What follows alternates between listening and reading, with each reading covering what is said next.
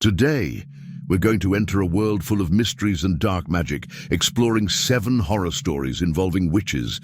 Get ready for scary tales, macabre legends, and spells that will give you goosebumps. So sit back, turn off the lights, and join me on this journey full of suspense and mystery.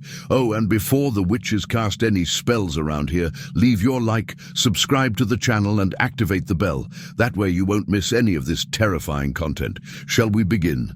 1. The Black Forest Pact. In a remote region of Germany, the Black Forest, known for its dense trees and oppressive atmosphere, was a place shrouded in legend and mystery. Ancestral witches were said to have inhabited these lands centuries ago, performing dark rituals and sealing forbidden pacts with dark forces. Despite the frightening stories, a group of 5 friends, Anna, Lucas, Miriam, Tobias, and Eric, decided to go camping in the heart of the forest. They were looking for adventure and a break from the monotonous routine of the city. The trip started off lively. The group carried backpacks full of supplies and camping equipment as they followed little explored trails. The sunlight barely penetrated the treetops, creating a gloomy atmosphere even during the day. Miriam, fascinated by urban legends, kept telling stories about the witches of the region, trying to scare the others. "Did you know that they sacrificed people to keep them young?" she said with a mischievous smile. "And that even today they say they hear whispers at night." "Please, Miriam," Lucas replied with a skeptical tone, "they're just stories to scare tourists."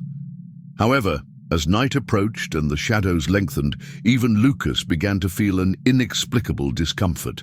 They set up camp in an isolated clearing and lit a fire to ward off the growing chill. While exploring the surroundings before going to sleep, Eric stumbled across something strange. A stone, partially buried in the ground, covered in moss and ancient engravings. Curious, he called the others over to see. When they cleaned the stone, they discovered that it was part of a larger altar hidden under the vegetation. The altar was made of black stones, arranged in a circle, with engraved symbols that none of them recognized. In the center was a cracked stone bowl and dark stains that appeared to be dried blood. Anna felt a chill as she looked at it. "Maybe we should leave it as it is," she suggested nervously. "Oh, come on.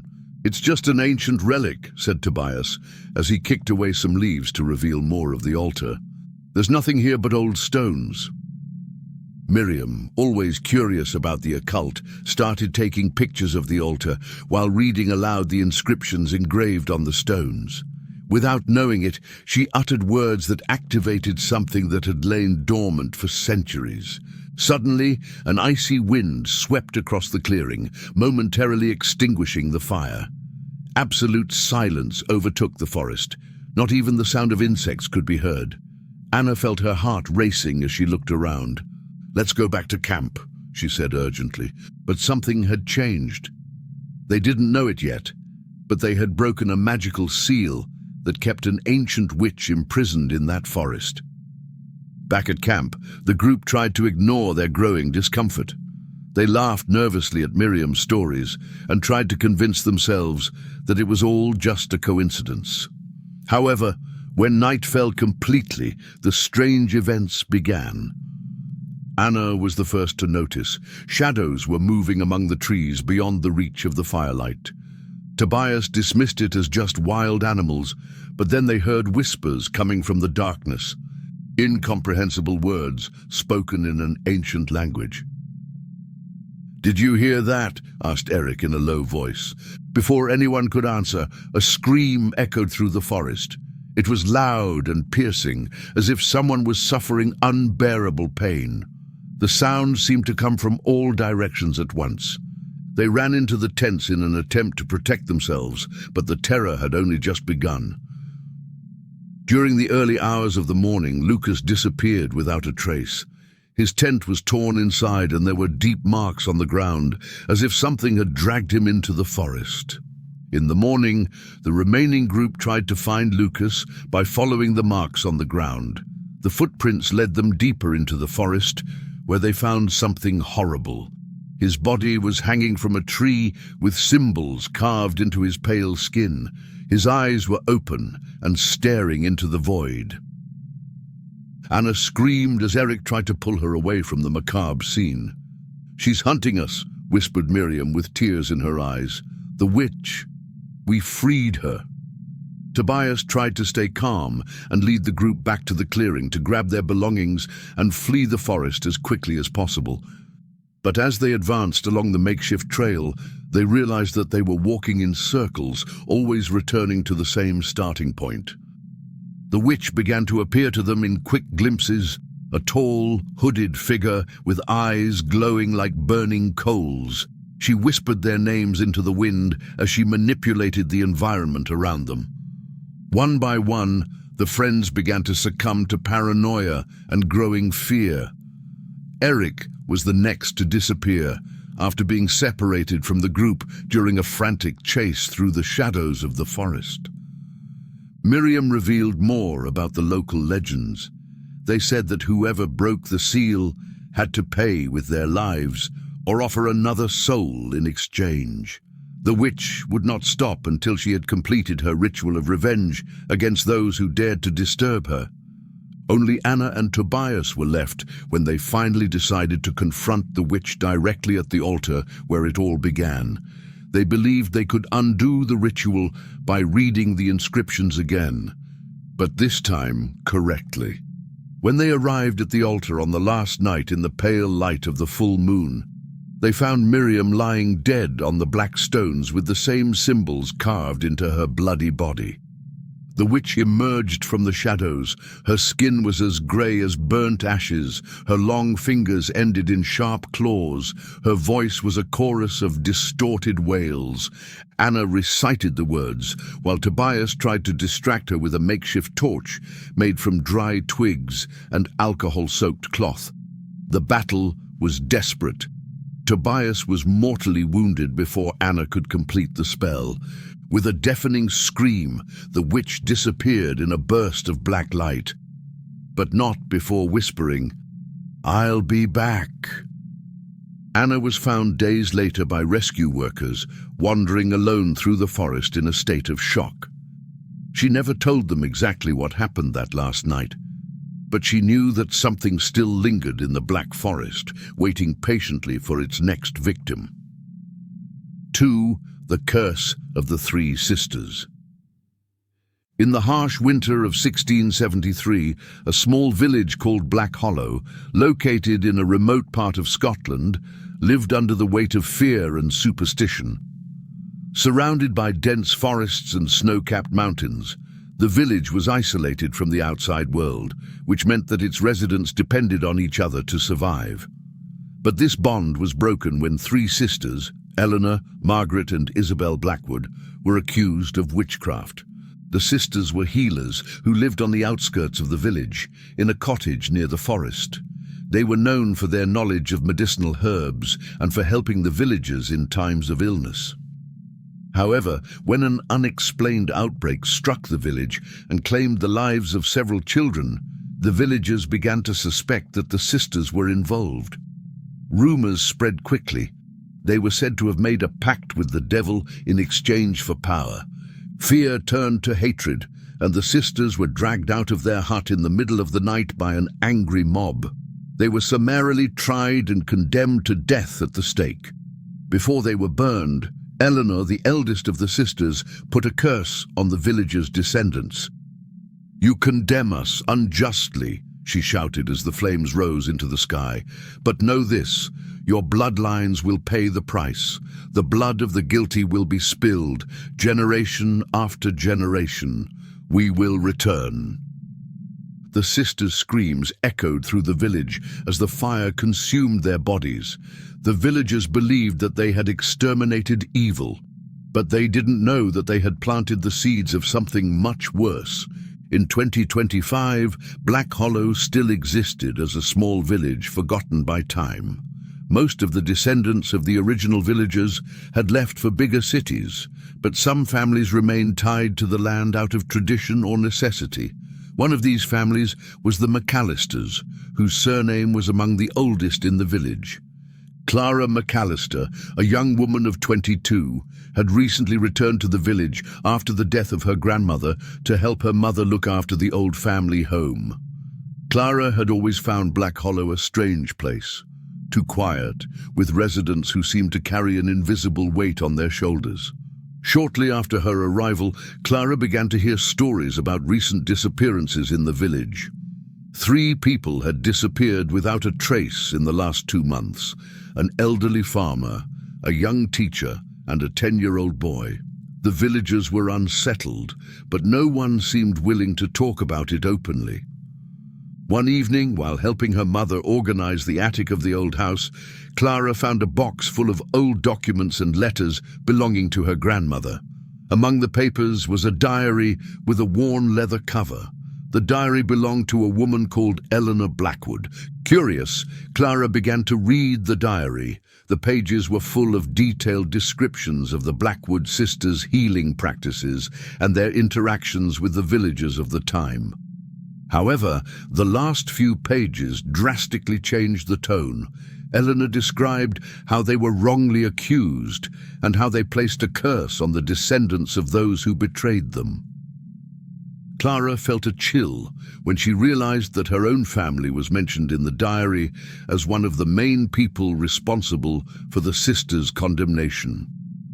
"The McAllisters led the mob," said a passage written in obvious anger. "They called us monsters, but it is they who have created monsters by destroying us."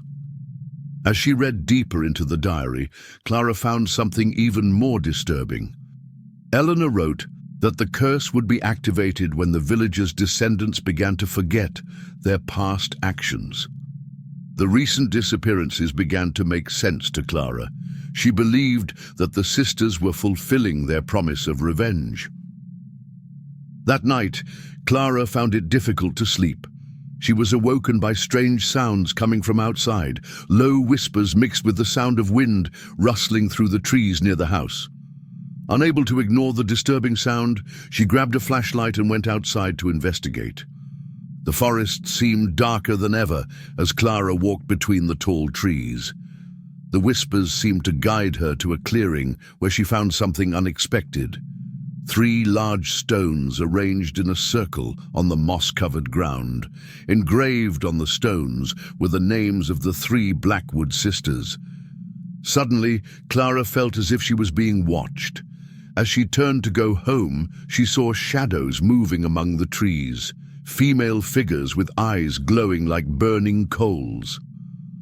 "You carry their blood," said a cold, echoing voice behind her. Clara ran as fast as she could to her house and locked all the doors and windows, but the whispers continued throughout the night. The next day, Clara tried to tell the other villagers about what she had seen in the forest, but no one would listen to her. They avoided talking about the legends of the Blackwood sisters or admitting any collective guilt for the village's past.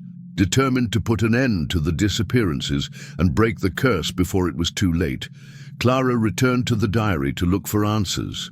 In its final pages, Eleanor wrote that only someone with the blood of the culprits could perform a ritual to appease the sisters' spirits, but this would require a personal sacrifice. Clara knew what needed to be done. The following evening, Clara returned to the clearing carrying the black candles and herbs mentioned in the diary as part of the ritual needed to break the curse. She lit the candles around the stones and recited the words written by Eleanor. "I return the blood to the soil where it all began. May this debt be paid." As she recited the final spell, Clara felt an intense pain run through her body, as if something was being torn from her. The shadows of the 3 sisters appeared again in the clearing and watched in silence as Clara collapsed to the ground. The next morning, the villagers found Clara unconscious in the clearing, surrounded by the black stones now cracked in half. The mysterious disappearances have since stopped, but some say they can still hear whispers on the darkest nights in Black Hollow, as if the sisters are waiting for the next opportunity to return. 3. The House of the Silent Witch. In the quiet village of Ashbourne in England, surrounded by green hills and a constant mist, a young writer called Eleanor Gray arrived in search of inspiration. After the success of her first novel, she was facing a creative block that seemed insurmountable. Determined to finish her next book, Eleanor decided to rent a secluded house on the outskirts of the village, away from the distractions of the modern world. The house, known to the locals as Ravenwood Manor, was an old Victorian building with tall, Gothic windows and a weathered appearance. Despite its gloomy grandeur, the rent was surprisingly cheap. The realtor vaguely mentioned that the property had a peculiar history, but Eleanor didn't mind.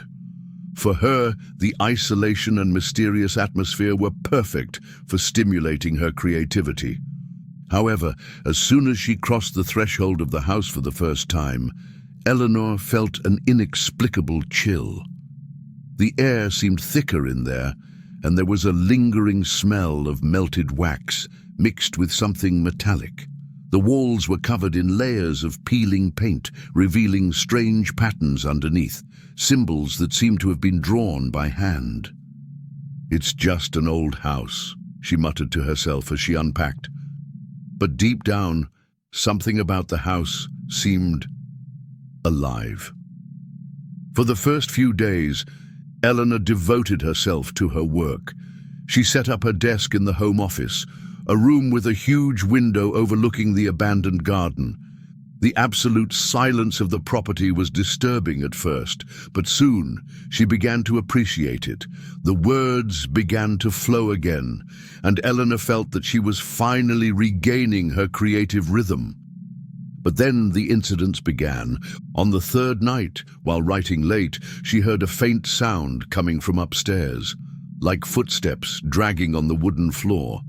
Thinking it was just the natural creaking of the old house, he tried to ignore it, but the sounds continued, slow, deliberate footsteps that seemed to be approaching the office. When he finally plucked up the courage to investigate, he found the corridor empty. However, at the end of the corridor there was something new, a symbol drawn on the wall with what looked like charcoal. It was a circle with crossed lines and runes that she didn't recognize. The next morning, Eleanor tried to rationalize what had happened. Perhaps it was the work of the previous tenant or some vandalism before she moved in. But when she wiped the symbol with a damp cloth and went back to work, she felt as if she was being watched. As the days went by, the strange events intensified. Objects moved around without explanation. Unlit candles were found burning. Whispers echoed through the corridors at night. Eleanor began to notice that symbols kept appearing on the walls, always in the same disturbing pattern. One night, while going over the pages of her newly written manuscript, she realized something terrifying. Entire sentences had been altered without her remembering having written them. Dark words about ancient rituals and sacrifices filled the pages. Desperate for answers, Eleanor went to the local library to research the history of the house. There she discovered something disturbing. Ravenwood Manor had belonged to a woman called Agatha Crowley in the 19th century, a woman accused of witchcraft by the village. Agatha was known for performing forbidden rituals and macabre experiments involving human souls. After her mysterious death in 1887, rumors arose that her spirit had never left the property.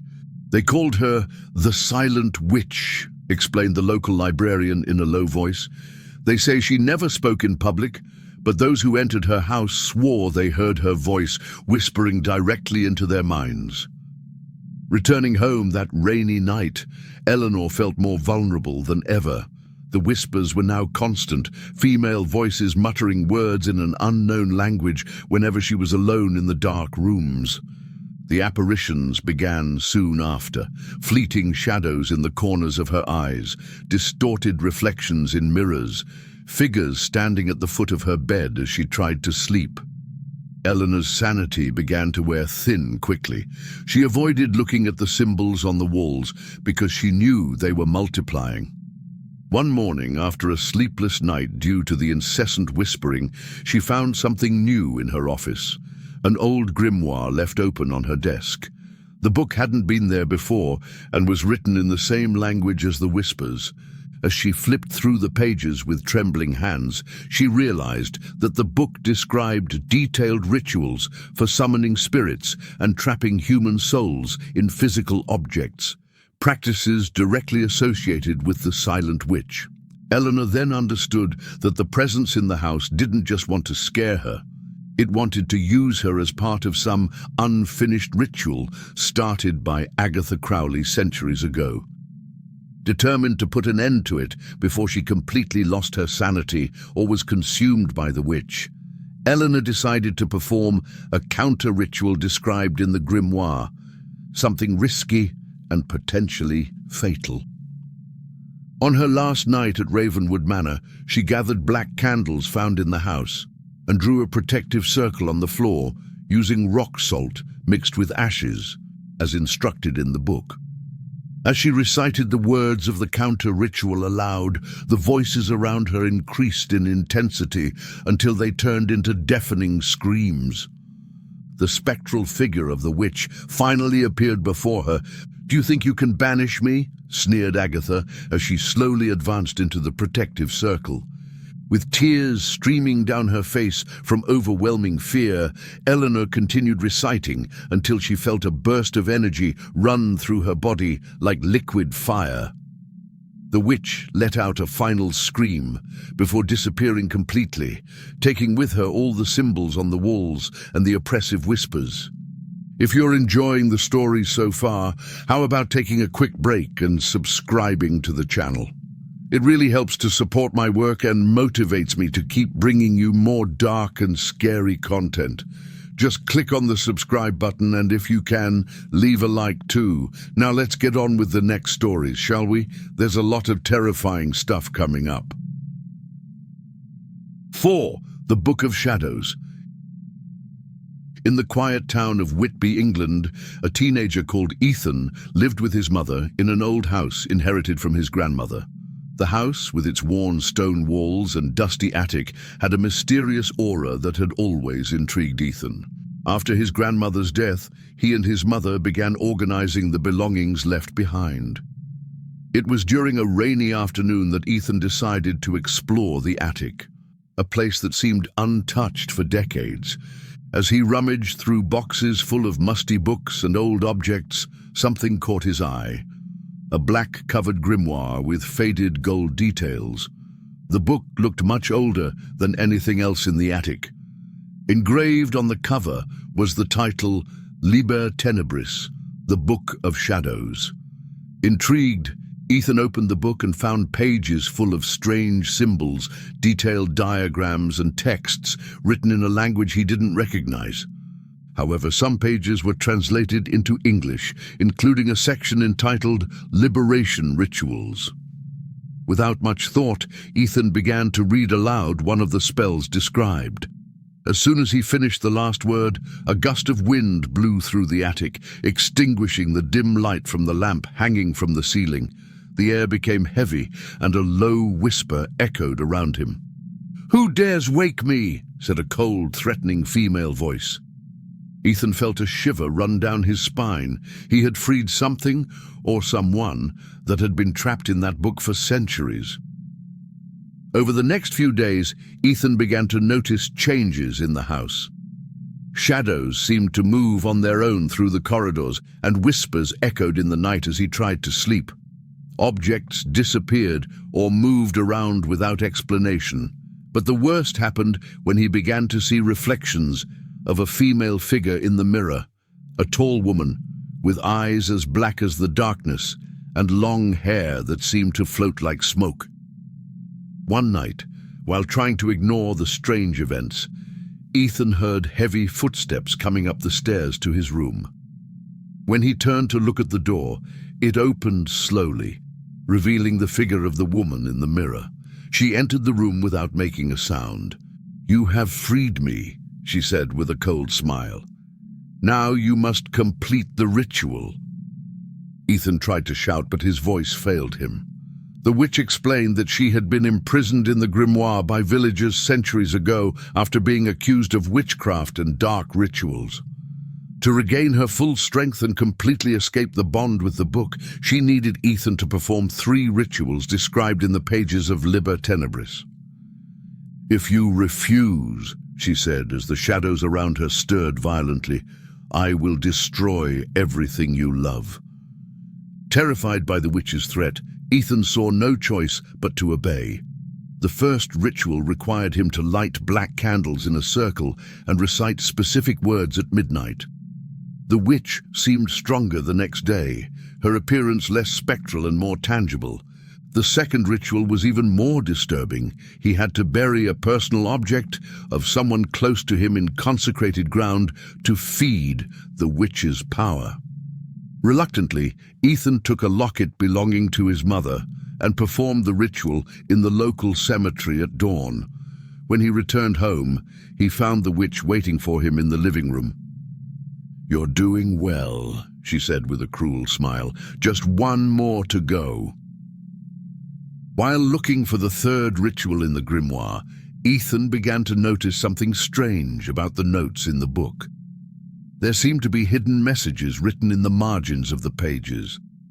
After hours of deciphering the hidden texts, he discovered that the grimoire had been used by others before him, all forced by the same witch to perform the dark rituals.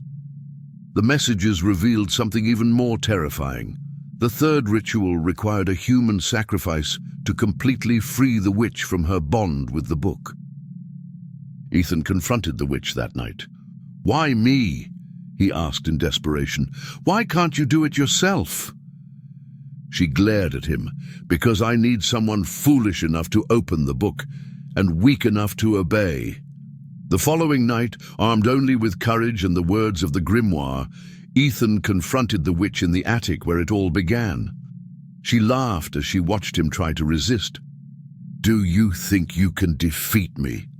she sneered as the shadows around her grew like living tentacles. Ethan began to recite the words of the spell while firmly holding the grimoire open in front of him. The witch advanced against him with fury, but each word visibly weakened her strength. The attic shook as violent winds swirled around them.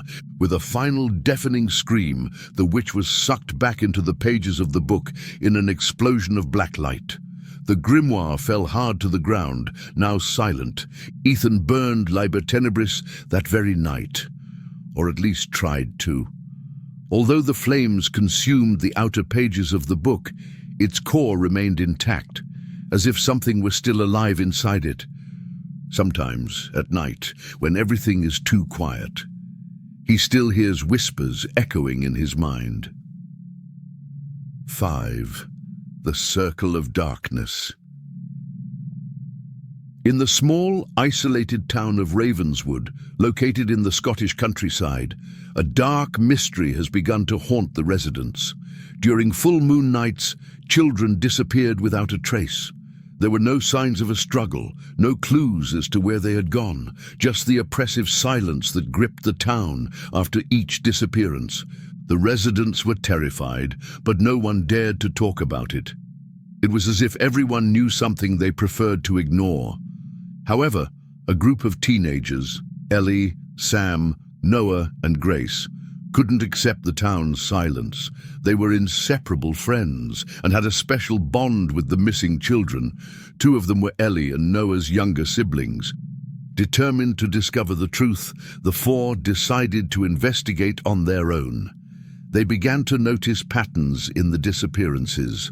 All the children disappeared during full moon nights, and always in the vicinity of the forest that surrounded Ravenswood. The forest had been avoided by the locals for generations, considered a cursed place by ancient legends. But what the teenagers didn't know was that they were about to face something much darker than they could have imagined. The night after the most recent disappearance, Ellie convinced the group to meet in the forest to search for clues. Armed with flashlights and youthful courage, they followed a trail that led to a clearing hidden in the heart of the forest. There, they found something disturbing, a circle of ancient stones covered in moss and engraved with strange symbols. In the center of the circle were the remains of melted candles and dark stains on the ground that appeared to be dried blood. "This isn't normal," said Grace, shivering as she examined the symbols on the stones. "Those drawings, they look like rituals." Suddenly, Noah found something even more alarming: a piece of fabric stuck to a nearby branch. It was part of his younger sister's pajamas, which had been missing for just 2 days. Before they could process what they had discovered, they heard soft footsteps around the clearing. Flashlights illuminated the nearby trees, but there was no one in sight. However, low whispers began to echo between the trees, female voices speaking in an unknown language. Terrified, the 4 of them ran back to town without looking back. The next day, Ellie decided to research the symbols found in the clearing. In the local library, she found an old book about the region's folklore. One passage caught her eye. It said that Ravenswood had been founded centuries ago by a group of women accused of witchcraft in other parts of the country. They fled to the forest and established a secret coven. According to the book, these witches performed dark rituals to prolong their lives, using the blood of innocent children as part of the spells. Although the witches were hunted down and supposedly exterminated by villagers in the 17th century, rumors persisted that some survived and continued their rituals in secret. Ellie shared her findings with the group that evening. "Do you think they're still here?" asked Noah hesitantly. "I don't know," replied Ellie, "but if they are, then they're responsible for the disappearances." Convinced that the witches were behind the disappearances, the teenagers decided to return to the clearing on the next full moon night to observe the place. They hid among the nearby trees and waited in silence as the night progressed. Around midnight, they saw hooded figures entering the clearing, carrying lighted torches. They were 3 elderly women with weather-beaten faces, but their eyes shone with a supernatural energy. They began reciting chants while drawing new symbols on the ground with fresh blood drawn from small vials.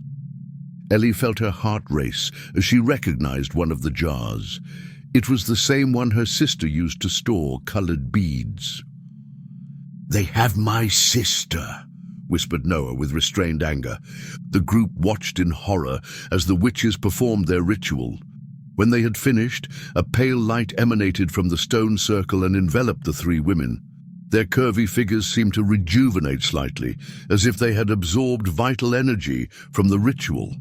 The teenagers decided to act before it was too late.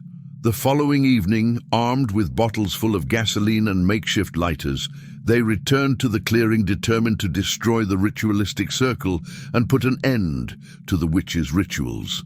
However, as soon as they started pouring gasoline on the ancient stones, they were surrounded by the 3 hooded women. But they weren't alone. Behind them appeared several townspeople, including the mayor and even the local pastor. "You shouldn't have come here," said one of the witches with a cruel smile. "Ravenswood belongs to us. It always has." The teenagers realized with horror that many of the residents were under the witches' control or were willing accomplices in their dark rituals. A desperate struggle broke out as the teenagers tried to escape the clearing. Noah managed to set fire to part of the circle before they were pursued by the witch-controlled crowd. Running through the dark forest, they heard distorted laughter echoing around them as shadows seemed to move on their own among the trees. Grace was captured during her escape. Her screams were quickly drowned out by the darkness. Ellie, Sam, and Noah made it back to town, exhausted and terrified. But they knew they weren't safe there either. The next morning, the 3 decided to flee Ravenswood for good and alert the authorities to what they had discovered. However, when they tried to leave the town via the main road, they noticed something strange. All the exits were blocked by fallen trees or thick fog that was impossible to get through, and then came the familiar sound of whispering, followed by the witches' laughter echoing in the distance. Ravenswood would never let its prey escape so easily. 6. The Children of the Woods. In the remote village of Winter Hollow, surrounded by a dense forest and perpetually shrouded in mist, something inexplicable began to happen. For years, children had mysteriously disappeared into the forest without a trace. The villagers believed they had lost their way or been taken by wild animals, but no one ever found any bodies or signs of a struggle. The village, marked by mourning and resignation, learned to live with the dark mystery. Then, one cold fall morning, something unexpected happened. The children began to return.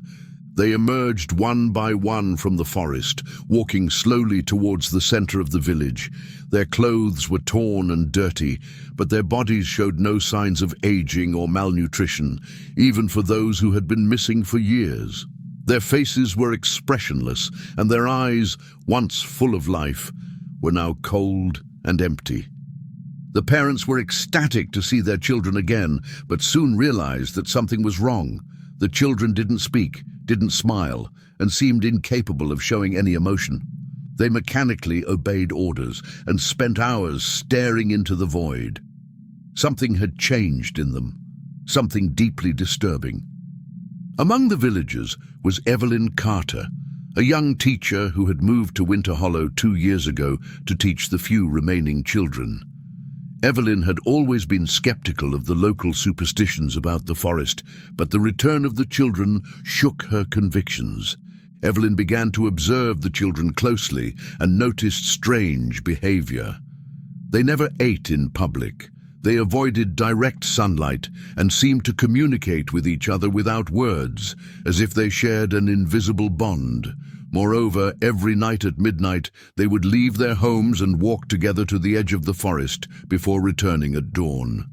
The parents were torn between the relief of having their children back and the fear of what they had become, but no one dared to openly question what was going on, except Evelyn. Determined to find out the truth, Evelyn began to investigate the history of the village. She visited the local library and found old records that mentioned similar disappearances centuries ago. In every case, the children returned exactly as they were now, changed, silent, and dangerous. In the old records, Evelyn found mentions of a figure known as the Lady of the Woods, a powerful witch who lived deep in the forest. According to the legends, she was an ancient entity who made pacts with the villagers in exchange for dark favors. It was said that she could grant eternal life or bring back the dead, but there was always a terrible price. Evelyn also discovered an alarming detail. Every time the children returned in the past, mysterious deaths began to occur in the village soon after. It was as if the children were the witch's instruments to spread her influence and punish those who dared to defy her. That same week, the first incidents began. A farmer was found dead in his field, with his body twisted at impossible angles and eyes wide with terror. The next day, an elderly woman disappeared without a trace. Only footprints leading into the forest were found. Evelyn began to notice something even more disturbing. Every time someone disappeared or died, the children seemed more alive. Their faces became less pale, their movements more fluid, their eyes brighter. It was as if they were absorbing something from the tragedies around them. Convinced that she had to act before more people died, Evelyn decided to enter the forest to confront the witch directly. She knew it was dangerous. No one who had entered those cursed trees had ever returned, but she felt she had no other choice. The next night at midnight, Evelyn followed the children as they walked in silence into the heart of the forest. There she found a clearing illuminated by a supernatural light coming from a circle of ancient stones covered in glowing runes. In the center of the circle stood a tall figure wrapped in a black cloak, the Lady of the Woods. The witch was both beautiful and terrifying. Her skin was pale as marble, her eyes glowed an ethereal green, her voice echoed like multiple voices speaking at once. "You dare enter my domain," she asked with a cold smile as she looked directly at Evelyn. Evelyn boldly confronted the witch. "What have you done with those children? Why are you using them against us?" The Lady of the Woods calmly explained, "They are mine now, my perfect creation. I have given them a new life beyond the fragile mortality that you humans possess. In return, they serve my purposes." Evelyn realized then that the children were trapped under the witch's control, their souls bound to the ritualistic circle in the clearing. Evelyn knew she had to break the link between the children and the witch in order to free them. In ancient records, she had read about a counter-ritual that could undo the Lady of the Woods spells, but it required destroying the ritual circle and facing her fury directly. With renewed courage, Evelyn used loose stones to break part of the runes engraved on the stones of the circle, while reciting words of the counter-ritual found in the ancient texts. The witch screamed in rage as she tried to stop her with gusts of supernatural wind and living shadows coming out of the ground. The children began to scream in unison as they fell to the ground, as if being released from an agonizing trance. With one last, desperate effort, Evelyn completely destroyed the ritualistic circle by pushing one of the main stones out of position. The supernatural light instantly disappeared along with the witch's figure, but not before she whispered, "I'll be back." When Evelyn returned to the village with the children now freed from the witch's control, she was welcomed as a hero by the villagers. However, she knew that this was only a temporary victory. 7. The Shrine of the Red Witch. In the Scottish countryside, on a secluded hillside covered in constant mist, rested what was left of the Blackthorn Psychiatric Hospital, a Victorian building that had been abandoned for decades. During its operation at the end of the 19th century, the hospital gained notoriety for its brutal practices and rumors of supernatural activity. But what really marked the place out as cursed was the legend of the Red Witch, a woman accused of witchcraft who, according to local stories, was executed in the basement of the hospital in a macabre ritual carried out by doctors and churchmen. In 2025, a group of urban explorers decided to investigate the site. Led by Alex, an amateur filmmaker obsessed with paranormal mysteries, the group included Mia, a skeptical historian, Ryan, a recording equipment technician, and Zoe, an occult enthusiast. They planned to document their exploration for an online channel, attracted by the stories of hauntings and the hospital's reputation as one of the most haunted places in Europe. When they arrived at the hospital at dusk, the heavy atmosphere immediately enveloped them. The facade was covered in twisted ivy, and the broken windows looked like empty eyes watching the intruders. Despite the state of abandonment, the group was excited, but none of them were prepared for what they would find in the depths of the building. The second floors of the hospital were in ruins, dark corridors full of debris, graffiti covering the walls, and empty rooms with rusty beds. As they explored, Mia found old documents scattered on the floor. Among them were medical records that mentioned a patient called Eleanor Redgrave, known to the locals as the Red Witch. "They brought her here in 1893, Mia read aloud, "accused of witchcraft and responsible for deaths in the nearby village. They say she was executed here, but there are no details about how. Executed or sacrificed," Zoe muttered as she examined a symbol engraved on one of the walls, a circle with unknown runes. As they progressed through the building, Ryan noticed something strange about the equipment. The energy levels were fluctuating without explanation. "Something is interfering with the devices," he said. "It could just be the state of the building or something else." Finally, they found a staircase hidden behind a rusty door at the end of a corridor. The staircase descended into the hospital's underground, a place that didn't appear on the old maps Mia had researched. At the bottom of the staircase was a large underground hall. In the center of the space was an altar made of black stone, surrounded by melted candles and symbols carved into the floor. The air was heavy and smelled of iron and old wax. Zoe immediately recognized the place. "It's a shrine," she said in a shaky voice, "probably used for rituals, maybe even to imprison something." Alex started filming as Zoe examined the shrine more closely. She found burnt human bones scattered around and deep marks in the stone, as if someone had been chained there. "This is real," said Alex with nervous excitement. "If we can capture something paranormal here, it'll be our greatest video." Without realizing the consequences of his actions, Alex placed his camera directly above the altar to capture detailed images of the engraved symbols. Zoe tried to warn him. "You shouldn't touch that. Someone might have sealed something here." But Alex ignored the warnings and continued filming while Ryan adjusted the equipment to pick up ultrasonic sounds in the room. It was then that everything changed. A gust of icy wind swept through the underground hall, extinguishing the lanterns and plunging them into total darkness. A low, guttural sound echoed off the walls, as if something was waking up after centuries of slumber. The candles around the altar lit themselves with intense red flames. In the center of the ritualistic circle emerged a female figure shrouded in pulsating shadows. The Red Witch had been released.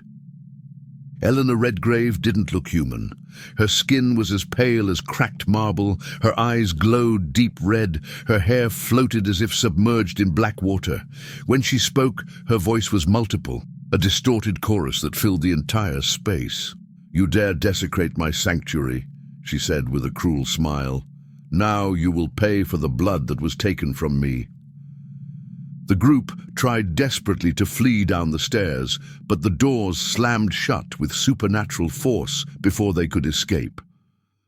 Eleanor raised her hands, and shadows began to materialize around them. Spectral figures of the patients who had died in the hospital during its darkest years. Ryan was the first to succumb when one of these figures passed through his body, leaving him motionless on the floor with eyes wide with absolute terror. "She's trapping us in here," screamed Mia as she tried futilely to open the door. Zoe remembered the symbols on the floor and began reciting ancient words she had read in occult books in an attempt to restrain the witch. The shadows hesitated momentarily as Eleanor looked directly at Zoe with contempt. "Do you think you can stop me?" sneered Eleanor before launching a wave of dark energy at her. As Zoe struggled to keep the improvised spell working, Alex realized that the only way to escape would be to destroy the altar, the source of the witch's power. He picked up a rusty metal bar found on the floor and began to strike the black stone with all his might.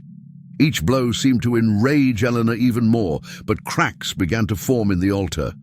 Finally, with one last desperate blow, Alex managed to break it completely.